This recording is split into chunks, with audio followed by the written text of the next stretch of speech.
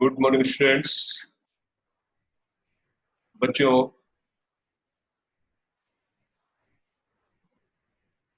आज हम लोग बात करेंगे संघ ऑर्थोपोडा और उसके बाद की जो संघ है संघ ऑर्थोपोडा का नाम बच्चों ऑर्थोपोडा क्यों पड़ा?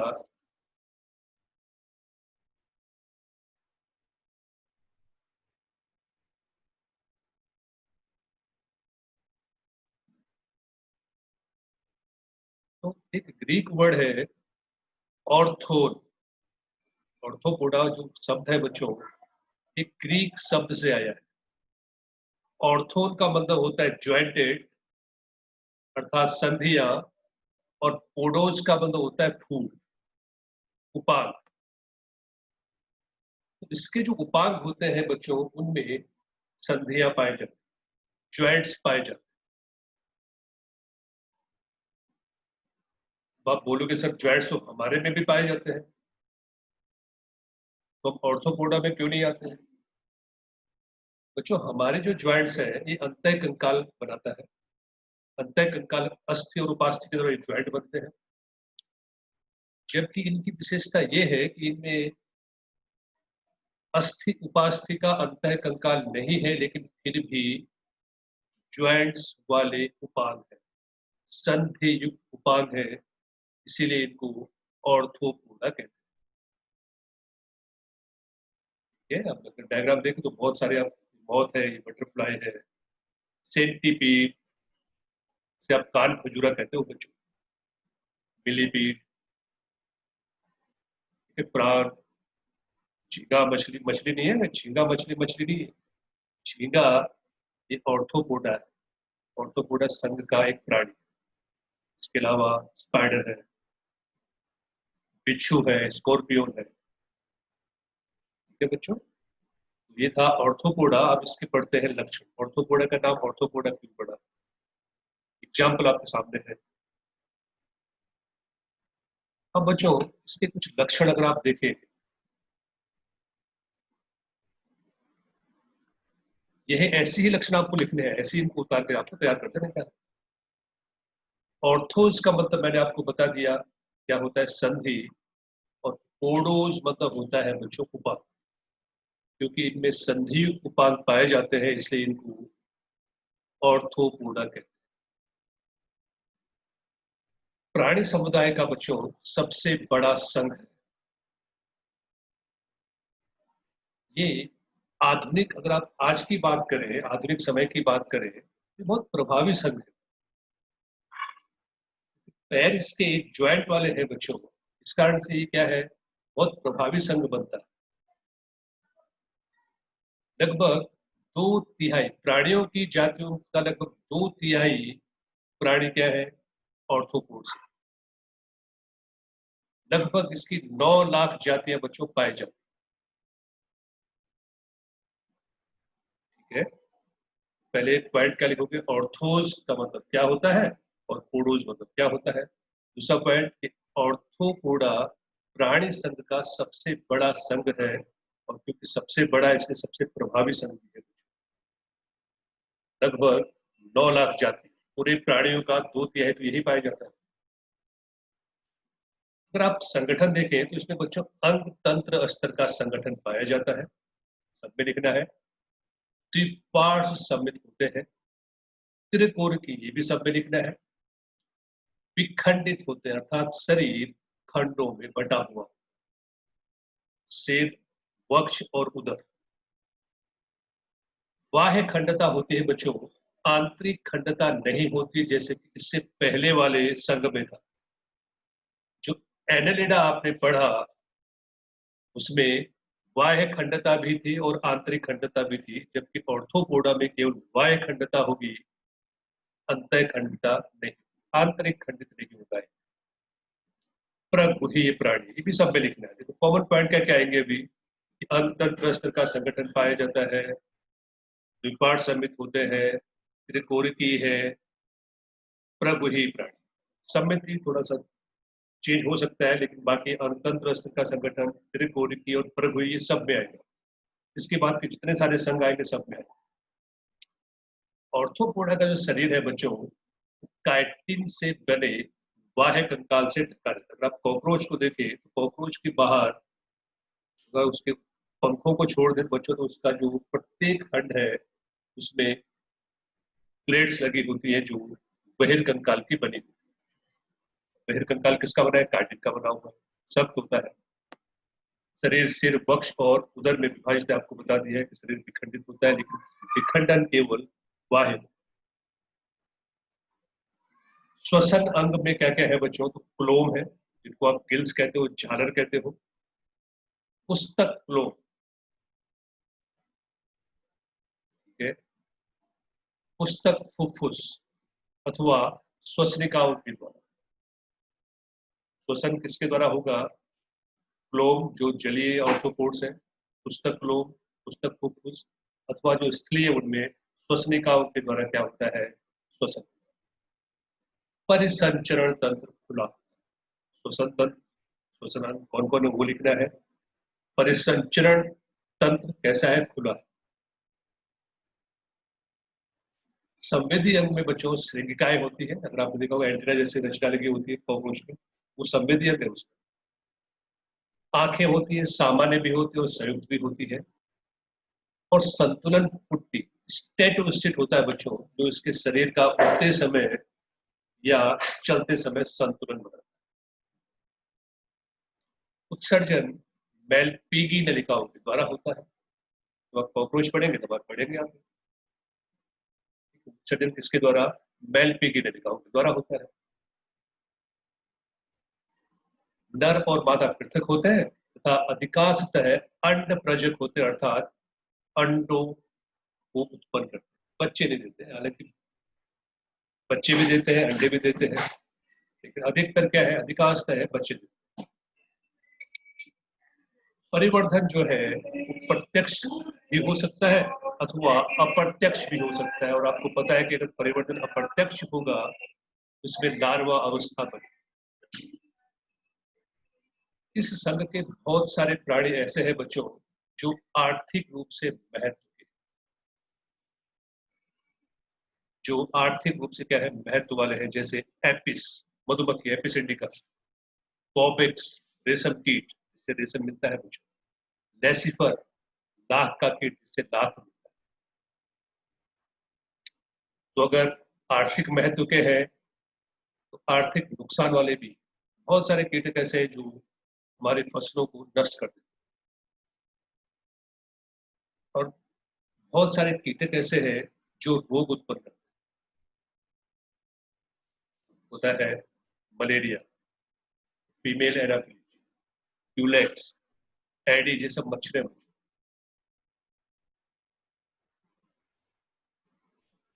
डेंगू है, इसके अलावा चिकनगुनिया है। ये सब मच्छरों के द्वारा ही फैलते हैं, मच्छरों से होते नहीं, मच्छरों के द्वारा फैलते हैं। लोकस्टा, यूथ पीड़क कीड़ी बोलते हैं बच्चों, टिड्डी बोलते हैं इसको। अभी आपने देखा होगा 2-3 महीने पहले टिड्डियों का आक्रमण होता है खेतों पर। लाखों की संख्या में टिड्डी आती है और खेत को विदिन 5 मिनट पूरा नष्ट करके चली जाती है। आर्थिक रूप से भी नुकसान करते हैं और स्वास्थ्य के रूप से भी नुकसान करने वाले कीड़े। जीवित जीवाश्म कभी कभी आता है कि उस ऑर्थोपोडा का नाम बताइए जो जीवित जीवाश्म के रूप में जाना जाता है। किंग क्रैब, केकड़ा, केकड़ा है, प्रॉन है, सब खाने के काम आते हैं। मांसाहारी लोग हैं वो खाते हैं। टिड्डी देखते हैं, टिड्डी। ये बच्चों में जो या फोटो रखा है ये है राज करकट है, किंग क्रैब, जीवित जीवाश्म माना जाता है। अब बच्चों इसमें देखें आप, तो ये आर्थिक रूप से कुछ महत्वपूर्ण कीटक है। ऊपर वाले जो है एपिस, मधुमक्खी देखी आपने। बॉम्बिक्स, ये रेशम कीट है बच्चों। लेसिफर, ये लाख का। टॉपिक को इस तरह से आपके लिए इंटरेस्टिंग बनाया जाए बच्चों, मैंने थोड़ा छोटा सा प्रयास है आपको समझना है इसको। मैंने मेहनत करी है बच्चों, कहीं कहीं से फोटो डाल के लाया हूँ, बुक में ये कार्ड नहीं मिलेंगे। तो आपको मेहनत करनी है, आपको ये सब याद करना है। एनाफ्लीज, अच्छा ये रोग वाहक कीट है नीचे वाले, एनाफ्लीज, यूलेक्स, एडीज, ये सब क्या करते हैं, रोग उत्पन्न, रोग फैलाने का काम, कैरियर वेक्टर से। ठीक है, ये हो गया। ऑर्थोपोडा इंपॉर्टेंट है नॉलेज के लिए भी और एग्जाम के लिए। क्वेश्चन कैसे आ सकता है, क्वेश्चन कैसे आते थे, प्राणी संघ के उस संघ का वर्णन कीजिए इसमें सबसे अधिक जातियां पाई जाए, तो आपको इसका वर्णन कर देना। ठीक है, चलिए नेक्स्ट संघ है बच्चों, संघ मोलस्का। अब मोलस्का को मोलस्का क्यों कहते हैं? मोलस्का एक लैटिन वर्ड मॉलिस अथवा मोलस्कन से आया है। लैटिन वर्ड है बच्चों मॉलिस अथवा मोलस्कन, जिसका मतलब होता है सॉफ्ट, कोमल। तो जिन प्राणियों का शरीर कोमल होता है, बहुत सॉफ्ट होता है, उन प्राणियों को किस संघ में रखा गया है? मोलस्का में रखा। क्योंकि बच्चों शरीर कोमल है, तो प्रोटेक्शन चाहिए, रक्षण चाहिए। तो रक्षण कैसे होता है, कैसे करते हैं ये? देह भित्ति जो है बच्चों, शरीर की जो भित्ति है वो फोल्ड होती है, वलन करती है। और देह भित्ति के फलन वलन से, देह भित्ति के फोल्डेड से बच्चों मेंटल नाम का एक लिफाफे नुमा आवरण बनता है। जैसे लिफाफा होता है ना, एक लिफाफे जैसा आवरण बनता है। कैसे? देह भित्ति के फोल्ड होने से, देह भित्ति फोल्ड हुई और लिफाफे जैसा आवरण बना। इस लिफाफे जैसे आवरण को बच्चों मेंटल कहते हैं। और ये कैल्शियम युक्त कवच का स्राव क्या करता है? ये कैल्शियम युक्त कवच का स्राव करता है। जैसे आपने देखे होंगे शंख, कौड़ियां। बच्चों ये जो शंख है, इसके अंदर कोई प्राणी जीवित था पहले, एक कवच है। ये क्या है? उस प्राणी का कवच था। जब तक वो प्राणी जीवित था, ये पानी के अंदर। जैसी उस प्राणी की मृत्यु हुई बच्चों, वो कवच, वो उसका कवच था, वो बाहर आ गया, ऊपर आ गया। कौड़ियां होती, शंखिकाएं होती छोटी छोटी। अगर आप समुद्र के किनारे जाओ तो आपको छोटे छोटे शंख जैसे मिलेंगे, उनको शंखिकाएं कहते हैं, कॉन्चियोलिन कहते हैं। ये सब क्या है? ये सब मोलस्का जो संघ है, उस उन संघ के प्राणियों का बाहर का कवच, कैल्शियम युक्त कवच। ठीक है, तो बच्चों मोलस्का प्राणी संघ का दूसरा सबसे बड़ा संघ क्या है? ये प्राणी समुदाय का या प्राणी संघ का दूसरा सबसे बड़ा संघ। स्थलीय अथवा जलीय हो सकते हैं। और अंग तंत्र स्तर का संगठन, ये सब में लिखना है। पार्ट्स एंड विद ऑलमोस्ट, अगर आप इकाइनोडर्मेटा को छोड़ दें तो उसमें, बाकी सब में लिखना है। किरेकोरी की परग है, ये सब में लिखना है। शरीर कोमल आपको बता दें, लेकिन कठोर कैल्शियम के कवच से ढका होता है। और बच्चों शरीर अखंडित होता है, इसका शरीर खंडित नहीं होता है। शरीर में सिर होता है, पेशीय पाद होते हैं। अगर आपने घोंगा देखा होगा, इस समय बरसात में निकलता है बच्चों, तो संत जैसे कवच की बाहर जो निकलता है, पेशीय पैर बनाता है, तथा एक अंतरंग कुकुद, उसका शरीर का जो बाहर का। तो कवच है मेंटल, मेंटल और कुकुद। त्वचा की नरमता स्पंजी परत ऊपर के ऊपर प्रावर बनाती है। कुकुद के बाहर प्रावर, प्रावर मतलब मेंटल। और कुकुद तथा प्रावर के बीच के स्थान को बच्चों प्रावर गुहा कहते हैं। शरीर मान लो कि और शरीर की भित्ति से आप कुकुद कहोगे। इसके बारे में मेंटल है, और मेंटल के बाहर क्या होगा, कवच। कुकुद और प्रावार के बीच, मेंटल के बीच खाली जगह होती है, इस खाली जगह को प्रावार गुहा कहते हैं। इस प्रावार गुहा में पंख के समान क्लोन पाए जाते हैं, जो श्वसन का भी काम करेंगे और उत्सर्जन का भी काम। सिर पर संवेदी स्पर्शक पाए जाते हैं। मुख में जीभ जैसी रचना होती है भोजन को क्या करने के लिए, खींचने के लिए। इसे बच्चों रेती जीवा अथवा रेडुला कहते हैं। Important topic. रेडुला क्या है? संघ मोलस्का समुदाय के प्राणियों में मुख में भोजन को पीसने के लिए क्या होती है, एक रेती जैसी रचना होती है, जिसे रेती जीवा अथवा रेडुला कहते हैं। नर और मादा पृथक होते हैं, अलग अलग होते हैं, अर्थात एक लिंगी प्राणी है, और अंड प्रजक है, अर्थात अंडे उत्पन्न करेंगे। परिवर्धन सामान्य रूप से लार्वा के द्वारा होगा, अर्थात अप्रत्यक्ष। एग्जाम्पल पायला, इसको सेब कहते हैं। पिंक टाडा से मुक्ता शक्ति कहते हैं। सीपिया कटल फिश। डोलिगो स्क्विड है बच्चों। ऑक्टोपस आप देखेंगे बेताल मछली। एम्टाइसिमा समुद्री खरगोश। डेंटेलियम रथ कवचर। और कीटोप्यूरा काइट। इसमें से कुछ तो मैंने आपके लिए इकट्ठा कर रखा है। ये देखिए आप, ये पायला है, एप्पल स्नेल। पिंक टाडा मुक्ता मोती जैसे बना। सीपिया cuttle fish. Squid. Octopus. Dentalium. बच्चों यही चीजें आपको स्पेसिमेन में काम आएगी। प्रैक्टिकल है आपका, उसके लिए भी। हाँ, प्रैक्टिकल जो है, जो आप थ्योरी पढ़ रहे हो वो वही प्रैक्टिकल भी है। प्रैक्टिकल बुक भी थोड़ा पढ़ते रहने का। जब आप प्रैक्टिकल का जर्नल आओगे तो उसके बाद उसमें उतारना होगा। बायोलॉजी में अच्छी बात है कि जो आप थ्योरी में पढ़ रहे हो वही आपकी प्रैक्टिकल में भी। बच्चों ये कंप्लीट हो गया क्या, मॉलस्का। शरीर देखो बहुत कोमल है। इससे बाहर जैसे कवच होते हैं, ऐसे कवच होते हैं। नेक्स्ट संघ है बच्चों, संघ इकाइनोडर्म।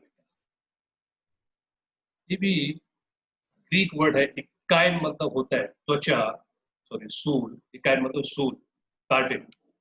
और डर्मेटोज मतलब होता है त्वचा। तो इनकी त्वचा पे अगर आप देखें बच्चों, तो त्वचा पे कांटे दिखेंगे आप। कांटे हैं त्वचा, आप इसको देखें। ऑफ्यूरा या भंगुर तारा को देखें तो इसमें क्या है, कांटे हैं। इसमें कांटे। त्वचा सूल युक्त होती है, कांटे वाली होती है, इसका नाम पड़ गया इकाइनोडर्म। सभी समुद्र वाले प्राणी, समुद्री प्राणी। संगठन देखें तो अंग तंत्र अस्त्र का संगठन पाया जाता है। त्रिकोणिकी है, ये भी लिखना है। प्रगुहे प्राणी, ये भी लिखना है। लेकिन बच्चों सममिति में मैंने पहले भी बताया था आपको कि वयस्क इकाइनोडर्मेटा अर्य समित होते हैं, जबकि लार्वा द्विपार्श्व समित। इसको बच्चों बीचों बीच आप कहीं से भी इसको आप सेंटर मान लें, और इस सेंटर को बीचों बीच आप कहीं से भी काटे तो इसके दो समान भाग मिलेंगे। इसको आप यहाँ से बीचों बीच काटे, एक एक काट लगानी बीचों बीच। इसको आप काट सकते हैं, इसे बीचों बीच। सेंटर, इसको सेंटर मानो, यहाँ से कहीं काट दो बीचों। इसे कहते हैं बच्चों अरेसम। वयस्क जो इकाइनोडर्म होते हैं वो रेडियल सिमेट्री, अरे समिति वाले होते हैं, जबकि जो लार्वा होते हैं ये द्विपार्श्व समित। पाचन तंत्र पूर्ण होता है, और सामान्यतः मुख अधर तल पर। आप इसको देखें तो ये पृष्ठ सतह है बच्चों, इसके नीचे जो होगा, ये जो नीचे ये अधर तल या इसका मुख। दूसरी परिवहन, यहाँ पे जल परिवहन तंत्र पाया जाता है। इस संघ के प्राणियों की विशेषता यह है कि इनमें जल संवहन तंत्र पाया जाता है। और ये जल परिवहन तंत्र क्या करता है, इनको चलने में भी सहायता करता है, एक जगह से दूसरी जगह जाने में, गमन में, भोजन को पकड़ने में और श्वसन में सहायता करता है। स्पष्ट उत्सर्जन तंत्र का अभाव होता है। इस समुदाय के प्राणियों में इक्काइनोडर्मेटा संघ के प्राणी नर और मादा पृथक होते हैं और लैंगिक जनन पाया जाएगा। निषेचन सामान्य रूप से बाह्य होता है, अर्थात अंडों का जो फलन है वो शरीर के बाहर। परिवर्तन प्रत्यक्ष हो सकता है अथवा अप्रत्यक्ष हो सकता है। अप्रत्यक्ष होगा तो बच्चों लार्वा बनेगा, और ये लार्वा मुक्त प्लावी अर्थात मुक्त रूप से तैरने वाला होता है। उदाहरण है एस्टेरियस यानी तारामीन जो आपके सामने है, तारा मछली। एक्काइनस को समुद्री अर्चन कहते हैं। एंटीडोन समुद्री लिली। कुकुमेरिया समुद्री ककड़े भी बोलते हैं। एफ्यूरा जो आपके सामने रखा है अंगूरता। ठीक है बच्चों, ये है संघ इकाई। तो आपने आज पढ़ा कौन कौन से संघ। पहला था ऑर्थोपोडा, दूसरा है मोलस्का और तीसरा है इकाइनोडर्म।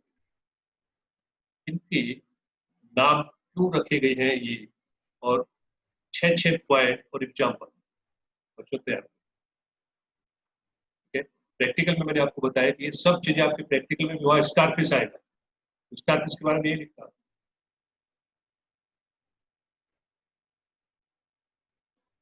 या परफ्यूरा उसके बारे में लिखता।